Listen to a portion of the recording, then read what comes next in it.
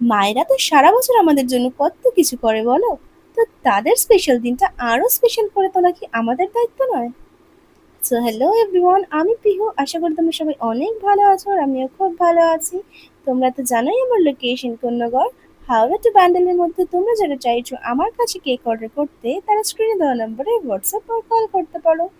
আজকের এই কেকটা অর্ডার করেছিল সোমদত্তাদি কন্যগর থেকে, তার মায়ের বার্থডেটা আরো স্পেশাল করে তোলার জন্য।